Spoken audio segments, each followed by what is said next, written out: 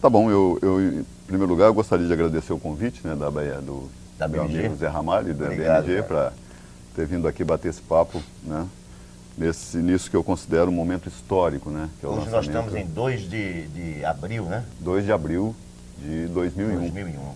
Há poucos dias, né, nós tivemos o equinócio da primavera no hemisfério norte, exatamente o começo da nova era, né, do De novo Aquários, a era né? de Aquários, né? Isso aí. E eu considero esse trabalho seu com Raul Seixas como sendo o ponto de partida, né, o sonho do Raul Seixas de fazer um trabalho para a Era de Aquários. Muito bem, então eu Daniel. estou muito feliz de estar aqui com você. Eu também, cara. E, José, eu queria perguntar primeiro como é que você descobriu o Raul Seixas? Como é que foi isso? Bem, isso nós vamos ter que recuar no tempo, nós vamos lá para o final dos anos 60. A gente estava aqui no Brasil começando a tal Revolução dos Militares, 64, que foi aquela coisa trágica. Eu era estudante ainda do curso ginasial, era como a gente chamava naquela época, e me deparo, no final dos anos 60, com aquela primeira versão do Raulzito e os Panteras. Porque eles apareceram em João Pessoa, na Paraíba, acompanhando Gerra Adriane. Num show lá num clube chamado Clube Astrea, que era um clube onde eu me apresentava com o meu grupo, os Quatro Loucos. E nós fomos lá todo mundo ver. E entrou o Raulzito entrou no palco, puxando um amplificador. Giannini, na época, tinha umas rodinhas embaixo, foi a maior novidade aqui. A gente ficou impressionado que ele entrou no palco arrastando o amplificador e aquela figura já chamou nossa atenção.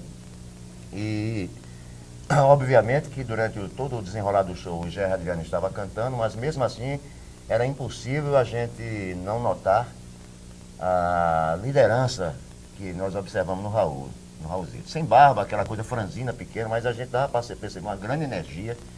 E ele já falando das ideias que ele tinha, falou para alguns jornalistas na época, das ideias que ele tinha, de ativar mais assim nesse período da Jovem Guarda. Foi a primeira vez que eu ouvi falar do Raul. Como músico, como compositor, obviamente, as versões que ele fez para muita gente da Jovem Guarda foram coisas que a gente passou a prestar mais atenção, depois que nós o conhecemos pessoalmente. Até ele virar Raul Seixas, né, tirar o Raulzito, demoraram alguns anos. E essa presença dele, mesmo assim breve, como a gente teve nessa época, foi importante, porque quando saiu o disco Craig Rabandolo, todos nós que já tínhamos conhecido a versão do Raulzito, a gente associamos diretamente à mesma pessoa. Porque muita gente demorou a perceber que eram as mesmas pessoas. Raulzito e Raul Seixas, muita gente não sabia que eram a mesma pessoa, achavam que eram pessoas diferentes. E foi uma agradável surpresa, ver principalmente da forma como ele chegou. Daqui a pouco a gente vai falar mais desse disco, o Craig Rabandolo, mais adiante. Mas eu estou ilustrando aqui como foi que ele apareceu a primeira vez na minha frente. Então é isso, o período da Jovem Guarda, final dos anos 60, por volta de 67, 68 mais ou menos, onde eu já era um guitarrista de baile, já tocava os bailes de 4 horas, e a gente nos deparamos com ele, passamos a executar aquelas músicas que ele fazia para cantores como Diana, Turma do Odair José, além do Gerard Adriane. Então foi uma coisa assim que, uma base que o Raul teve, uma base sólida. Essa coisa da Jovem Guarda, Toninho, é uma coisa muito forte, presente no meu trabalho também. Coisas que a gente vai falar daqui a pouco também. Tá bom. E qual a música do Raul Seixas que você mais gosta? Essa coisa da Qual gente que gostar, você gostaria de ter composto? Qual a música que você olha assim e você diz, oh meu Deus, eu gostaria de ter feito essa pois música? tem muitas. Muitas. Tem muitas delas. Eu poderia dizer, por exemplo, o álbum Guitar. Foi o álbum. Desculpa. Tá bom. Começa a pergunta de novo. Tá.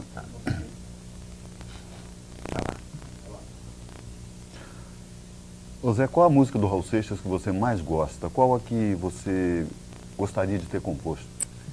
Tem muitas, Toninho. Olha, o álbum Guitar talvez tenha sido o álbum que eu tenha mais absorvido pelas composições, pela aura mística que ele tinha. O Craig Rabandolo também. Nesses 2 dias que eu poderia destacar músicas belíssimas, como, por exemplo, O Medo da Chuva é uma música que me envolveu muito na época, aquela coisa passional. Poucas pessoas assim têm o poder assim de você, por exemplo, estar falando de uma filosofia profunda, como por exemplo, as pedras que choram ao seu lado ali paradas. Você vê essa filosofia do que o cara está significando, simbolismo disso, e ao mesmo tempo dizer logo na frase seguinte, eu sou seu marido e não posso partir, essa coisa vulgar, você misturar a vulgaridade na mesma frase seguinte, você partir para uma filosofia profunda, existencial, você colocar isso como um simbolismo de você ver a chuva que volta para a terra trazendo energias do ar, tá?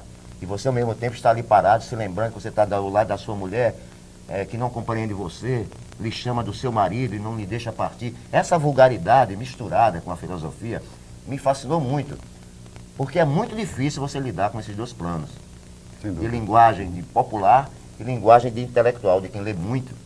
Você mexer com isso são dois parâmetros assim profundamente distintos e que ele teve uma penetração grande nisso. Me chamou muita atenção isso. Essa música especificamente, Medo da Chuva, eu achava essa música assim, uma obra-prima. Gostaria muito de ter sido o autor dela. Tanto que algumas músicas que eu fiz são muito influenciadas por essa música, O Medo da Chuva. Obviamente tiveram outras extraordinariamente belas, mas essa eu acho que é a que mais... E outra coisa, em alguns momentos naquela época eu me flagrava chorando muito quando escutava essa música. A emoção que ela passava batia muito assim, muito próximo com o meu primeiro casamento, que me casei muito jovem, me casei com 20 anos, eu já estou no terceiro casamento. Nessa época eu tinha já me separado da minha primeira mulher, e essa música parecia muito com o nosso caso que a gente estava vivendo. Então eu me emocionava, achava aquilo assim muito parecido comigo, e me flagrava assim emocionado, chorava, e era a beleza dessa música que me trazia à tona essas lembranças e essas emoções. Olha que coisa interessante, porque observando aí a sequência de músicas que você escolheu para esse trabalho com Raul Seixas, a gente vê claramente que você tirou dos discos, né, o Cri Rabandolo e o Guita. Só tem duas músicas que não são... Tem uma do primeiro disco dele, né, que é Você Ainda Pode Sonhar, e tem essa que você fez para Raul, que eu senti também claramente uma influência muito grande de Medo da Chuva. Agora, tem um outro detalhe bastante curioso nesta sequência de músicas que você escolheu, é que o fato de são músicas assinadas apenas pelo Raul Seixas. Qual foi o motivo de você ter escolhido somente o puro Raul Seixas? É incrível a forma de como se desenrolou esse projeto. No início, quando eu tinha feito a minha primeira apanhado de músicas, eram músicas que tinham muitos parceiros. Na verdade, por exemplo, eu jamais teria colocado a música Guita no meu disco. Por várias razões. Eu achava que Guita é uma música tão cheia de mistério, poderosa, que só o Raul poderia, e só ele pode, você botar o disco dele e ouvir essa música inteira, completa, na voz dele. Qualquer outra pessoa, qualquer outro artista que se aventurou nessa música se deu mal. Isso é uma coisa que basta você olhar por cima, assim, rapidamente, você vai, por exemplo, o Paulo Ricardo fez uma tentativa de regravar essa música na carreira solo dele, logo que ele acabou o RPM, e que foi uma tragédia, não por ele, pela própria aura misteriosa que essa música provoca quando outra pessoa mexe com ela. E ele parece que fez uma música romântica, né? Uma declaração de amor e tal, Exatamente. Quando a música não é isso, né? A música Exatamente. Quando ele diz assim, eu que estava no meio de um sonho, apareceu essa voz dizendo, só ele pode falar isso, outra pessoa não pode viver a mesma coisa. Aquela novela que teve na Rede Manchete, Brida, por exemplo, há uns anos atrás, uns 3, 5 anos atrás, Brida, dirigida pelo Walter Avancini, grande diretor de telenovela.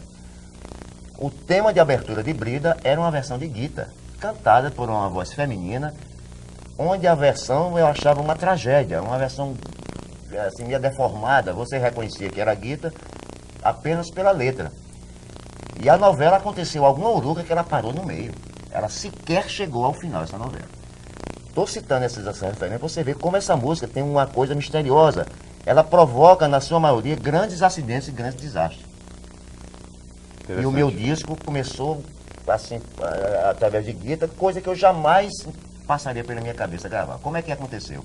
Eu estava indo para uma das cidades de Minas Gerais, Mariozinho Rocha, diretor do musical das novelas da Globo, ligou para a minha gravadora, a BMG, e eles entraram em contato comigo. Olha, Zé, o Mariozinho Rocha está querendo que você grave um tema para a próxima novela das 7.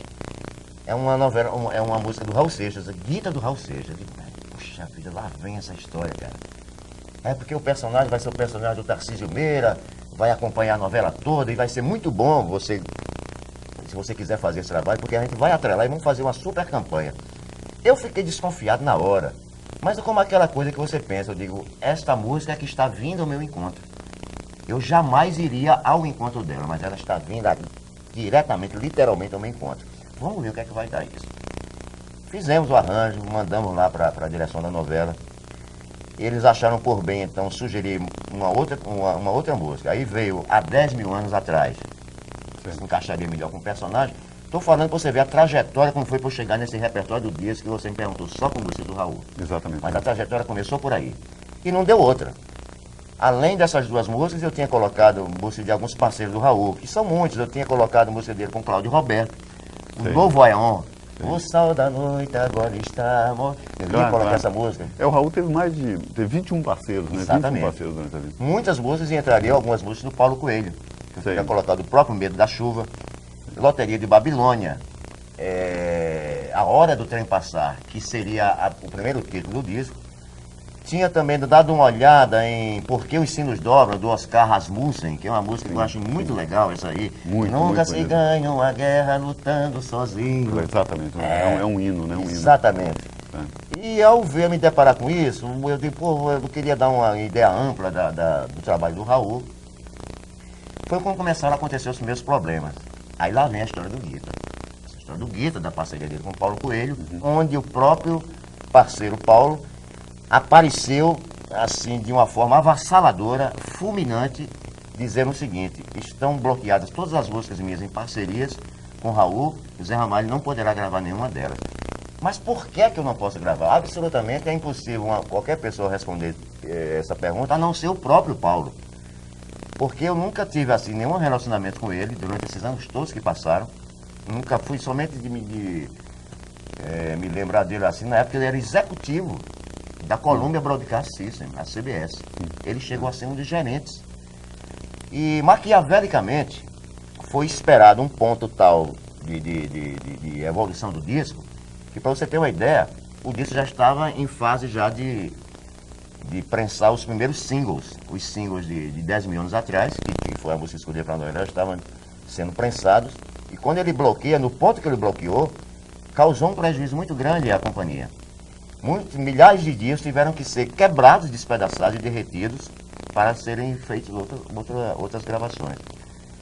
Impossível falar com ele pela recusa estranha, grosseira, e totalmente assim, é como se você tocasse fogo na empanada do circo e recuasse para ficar olhando de longe, o circo pega fogo.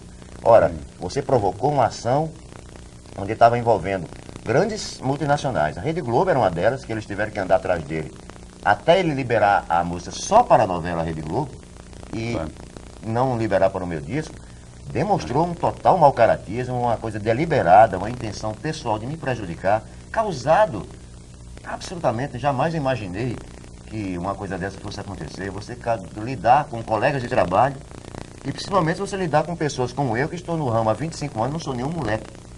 Para uma pessoa dizer, olha, eu vou falar, não pode gravar minha música não. Por que eu não posso? Eu não posso ouvir a resposta porque a pessoa se recusa a falar comigo. Então caracteriza uma covardia muito grande você se esconder atrás de sua mulher, de suas secretárias, mandando panfletozinhos e fax para as pessoas lerem. Como ele mandou um fax, ou todos ou nenhum. Bonito, você acha aquela coisa, mas será que foi ele mesmo que escreveu isso? Porque o advérbio nenhum não está explicitamente seguindo a risca, como o que é que ele significa. Ora, se ninguém vai deixar gravar minha música, por que eu vou deixar então a Rede Globo se beneficiar? Tanto que essa música saiu do meu disco, está só na trilha sonora da novela, os fãs só vão encontrar essa versão na trilha sonora. Ora, melhor para Som Livre, melhor para a Rede Globo.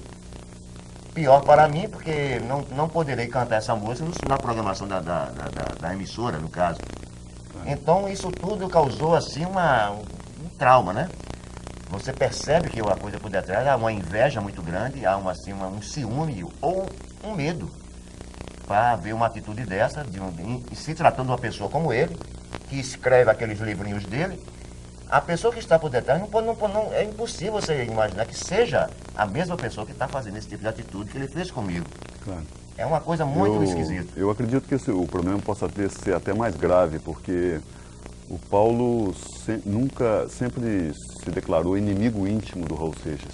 E eu até já esperava que ele fizesse isso, porque em 1992, por exemplo, ele fez crer a toda a juventude do Brasil que a obra de Raul Seixas tinha coisas com o demônio e coisas desse tipo. Ele passou a assumir uma atitude muito religiosa, né? Ele se converteu e se transformou num beato e começou a dizer que o Raul Seixas tinha ligações com o demônio e tal. E até então, quando você resolveu fazer esse trabalho, que é um trabalho fundamental para o Novo Éon, eu tinha quase a certeza de que você teria problemas graves com ele por causa dessa história antiga. Aparentemente esse negócio de ciúme, mas a coisa é muito mais ampla, é uma questão de influência de toda uma juventude, de toda uma revolução que o Raul Seixas está fazendo, que eu tenho um prazer imenso de ver você continuando. Quando o Raul morreu, foi a maior dor que eu tive na minha vida. E eu pensei que todo aquele sonho tinha realmente acabado, porque o Raul era muito fiel às coisas dele, entendeu? E agora eu... Prosseguimos? Muito bem, Toninho. Então eu já esperava, porque toda a oportunidade que ele tem, ele quer influenciar a juventude e afastar a juventude, que são as pessoas mais revolucionárias, né, deste trabalho do Raul Seixas. Pois não. Então eu acredito que você ainda possa até ter algum aborrecimento, mas pode ter certeza que o seu sucesso vai ser enorme, porque o Brasil inteiro está esperando isso. Eu me preparo para isso tudinho, Toninho. Quanto a essa questão do Paulo, olha, já como todo mundo sabe, a vítima nessa história sou eu. O poder que eu tenho é o poder da vítima, isto é um poder que ninguém consegue alcançar. É claro. Porque o atingido sou eu. A minha intenção é uma intenção nobre. Claro. De homenagear sem nenhum interesse de grana, porque na verdade os herdeiros, filhas, viúvas, é quem vão se beneficiar desse maná. Claro, esse maná material, né, transformado em reais. Claro. Né? É como dizia o Belchior mesmo, né? Esses casos de família e de dinheiro eu nunca entendi bem, né? Muito bom isso, né? E o Raul realmente não ligava absolutamente para nada disso. Isso né? e ao mesmo tempo é curioso você perceber, é impossível você separar, por exemplo, Lennon e McCartney. Não há, se você foi parceiro de uma pessoa, como ele tem parceria em uns 20 e poucas músicas com o Raul, você jamais, para até o final dos tempos você será parceiro da pessoa. Ele ou qualquer outro parceiro. Evidente. Todos os parceiros estão ligados pela música até o final dos tempos. Não há como você dissociar. Evidente. Por mais que você tente isso significa que você tem medo de ser parceiro daquela pessoa, de você depender daquilo. Não há como você se libertar disso. Esse peso, aquela música dos Beatles que diz, boy, you're gonna carry that weight for a long time, isso cabe exatamente isso. Ele vai carregar esse peso de ser parceiro do Raul até o final dos tempos. Claro. Se é que ele considera isso ser um peso. Agora, na minha luz, não permitirei que ele vá se banhar. Daqui para frente, o que vai acontecer nos programas, na programação que eu vou fazer, que será muito extensa, pessoas como você, fatalmente irão me perguntar por que é que não tem música ou o que aconteceu. Eu apenas vou relatar os fatos que aconteceram. E com certeza vou expor esse episódio triste, mesquinho e egoísta que acometeu a esse cara aí. Até porque acho que ele não pode falar de demonologia, porque a especialidade dele é essa hoje em dia. Ele está muito mais para a Santa Inquisição Sem do dúvida. que para algum Marte. Sem dúvida. Ele está muito Sem mais dúvida. para essa história aí, uma coisa muito mais negra. Mostra o seu lado dark side, Lord Vader, Claro, de claro. Guerra nas Estrelas. Né? Claro. Eu escrevi um livro chamado A Paixão Segundo Raul Seixas, onde eu conto essa história oculta, né, da sociedade alternativa. E tive também uma dificuldade enorme para editar esse livro, não consegui. Eu imagino. Mas Deus às vezes escreve certo por linhas tortas, né? E dando uma olhada nesse teu trabalho com o Raul Seixas, eu fiquei profundamente emocionado, Zé. Pronto, Profundamente então respondendo sua emocionado. pergunta. Sim, Por que só escolhi então as músicas só do Raul? Veja Sim, bem, sim. depois desse episódio do Paulo, claro. como você sabe, então, cachorro mordido de cobra tem medo de linguiça. Né?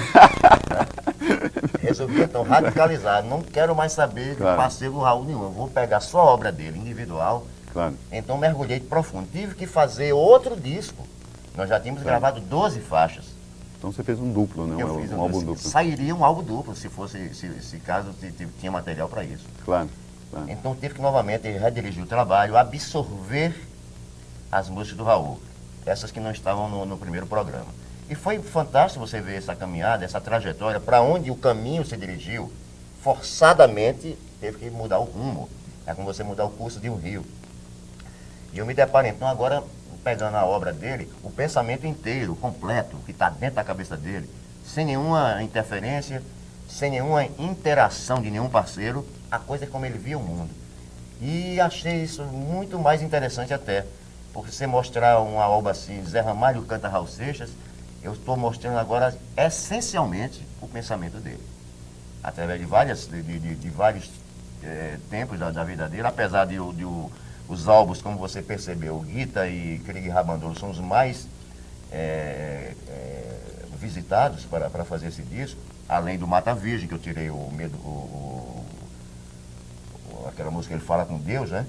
Então eu percebi o seguinte, que mergulhando na obra do Raul individualmente, eu estava muito mais do que como estivesse com a obra democrática dos parceiros, rebuscando e levantando o pensamento dele, que na verdade o Raul Seixas, ele é Raul Seixas independente de qualquer parceiro. Sem dúvida. E vice-versa. Os parceiros dele existem por causa dele. É impossível você tirar disso. Tem pessoas ali que são parceiros dele que nunca fizeram música com ninguém, a não ser com o Raul. Claro. Aí você percebe que há uma ligação, e ele sempre foi ele. Claro. A mudança de um para o outro, você vê que aí permanece aquela coisa no centro. O polo. O polo. Polo. Então eu Claro. peguei e me agarrei nisso aí. Claro. E tive assim gratas surpresas em descobrir músicas dele individuais, algumas até que não são de tanto sucesso como a grande maioria. E achei que o trabalho ficou mais coeso, ficou mais íntegro, ficou mais, eu diria assim, mais sólido. Essa coisa do tronco, do pensamento individual dele. Você expor isso através do meu ângulo, que eu tive que absorver isso, como eu digo, ramalhear uma música do Raul. Algumas poderiam ser fáceis, mas outras nem tanto, porque o poder da música que os fãs do Raul, os milhares de fãs que ele tem, eles têm a versão do Raul na cabeça deles há 25 anos. Claro, A claro. forma de ouvir, quando eu boto o disco para o Raul para tocar, ele sabe que é aquilo. Então, eu tenho que fazer, não estou fazendo cover das músicas do Raul. É impossível você fazer um cover da música do Raul, porque já existem milhares. Claro, o tempo todo. Existem milhares de covers do Raul, que é um dos empregos que o Brasil tem, é ser cover do Raul. São milhares de pessoas que têm sustento suas famílias fazendo shows imitando o Raul por aí. Claro. Que é um arquétipo muito bom, você bota uma barbicha postiça, bota um óculos Ray-Ban escuro, você já está classificado aí, é só Claro. botar o playback, né? Claro. Então, partindo dessas coisas, eu percebo que o trabalho terminou sendo, eu não diria que melhor do que o outro, mas terminou sendo o mais correto, terminou sendo assim o mais preciso e aquele que tem mais poder de você mostrar quem foi o Raul, através dessas músicas dele, de características arrojadíssimas, de arquitetura musical, ora simples, ora assim, de um suporte extremamente popular, e outras com arquitetura arrojadíssima, de vanguarda. Por exemplo, quando apareceu o Ouro de Touro em 73, até aquele momento a música brasileira era uma coisa que você ouvia no rádio. Eu estou falando da arquitetura musical. Sim. Ninguém de sã consciência faria uma música. Eu devia estar contente porque eu tenho um emprego, sou um dia de cidadão respeitado e ganho 4.000 cruzeiros por mês. Ninguém era louco de fazer uma coisa dessa. Aí apareceu esse cara. Então essa música avassalou o rádio, destruiu tudo que havia de conceito de música. Até aquele momento, essa música acabou com aqueles todos e inundou as rádios. As rádios não paravam de tocar essa música devido à sua arquitetura nova, engraçada. Pô, esse cara louco não para de cantar, é letra demais para pouca música, diziam assim. Né? Aí você vê com esse tipo de você provocar isso, você Claro. tirar a coisa daquele ritmo que já estava estabelecido, né? Foi muito importante essa coisa da forma, a arquitetura musical, a estética musical que ele mostrou para a época. Você imagine como não foi uma revolução. Até os dias de hoje, quando você escutar essa música, você ainda percebe nela uma coisa diferente. Nem todo mundo compõe desse jeito. Então você encontra no trabalho dele fontes inspiradoras e ao mesmo tempo revolucionárias. Para qualquer pessoa das gerações que estão aprendendo, querem fazer música, querem ser compositores, é necessário prestar atenção nessas coisas. Você vai se aventurar pela música pop brasileira, você tem que ter seus arquétipos, as suas fontes que nunca secam. São aquelas fontes de onde vem toda a música pop do Brasil, vem da Jovem Guarda, passa pela Tropicália e fatalmente vai chegar no Raul Seixas, que não pertenceu jamais em nenhum momento a nenhuma das duas coisas, muito embora esteja tocando. Muita coisa da Jovem Guarda que eu falei no início do Raul Seixas, ele tem muita coisa no trabalho de Jovem Guarda, porém não chegava a ser explicitamente um artista da Jovem Guarda. Ele utilizava a Jovem Guarda como produtor, como compositor. Então, essa variedade de temas, de matizes, de tons que eu encontrava no trabalho dele, é fantástico para quem quiser fazer música. Como é importante você escutar Luiz Gonzaga, você juntar essas coisas, que era o que ele fazia.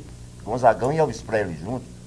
Então, mais ou menos o que eu fiz no meu trabalho é juntar cantadores com Bob Dylan, com Pink Floyd, e umas pitadas de Jovem Guarda, umas pitadas aqui, você coloca esse caldeirão que a gente mexe, sai os nossos trabalhos. Aí, encontrar nesse parâmetro agora, me deu mais segurança. Depois que eu eliminei esse lado dos parceiros, dessas confusões, dessas brigas, desses interesses escusos que fugiam à minha intenção, eu encontrei um trabalho limpo agora. O trabalho ficou clean, limpo, e percebi assim uma calma muito maior. Quando eu voltei ao estúdio com o Robertinho de Recife, para a gente começar a realizar o trabalho, nós retomamos o trabalho através de Você Ainda Pode Sonhar. Olha que coisa linda. Começando por aí, vamos começar, vamos pegar logo aquela que era uma versão dos Beatles, que era uma coisa que a gente gosta muito de trabalhar até hoje. Vamos fazer essa versão assim das melhores, cara. Começamos por ela e reencontramos então um caminho de fazer o disco sem raiva. A gente terminar o disco sem raiva, sem tristeza, tem que fazer um disco, porque eu não podia pagar mico. Dizer ao pessoal, olha, não vou mais fazer esse disco. Claro. Um disco que eu já estou anunciando, você sabe, há mais ou menos 3 anos, 3 anos que eu venho anunciando esse disco. Exatamente. Acontece uma coisa dessa, eu em outro lugar poderia deixar o disco de lado e tratar do meu trabalho. Olha, se ninguém quer, eu vou deixar, eu lamento, mas vou fazer outra coisa. Dá claro. vontade de você tomar uma atitude dessa. É verdade. Mas aquela coisa, você sabe que você não podia pagar um mico nem ao meu público, nem à mídia, e muito menos a ele, ao Raul, que tudo isso que a gente está conversando sobre essas pessoas que interferiram, total falta de respeito à memória e à obra da pessoa que a gente está falando.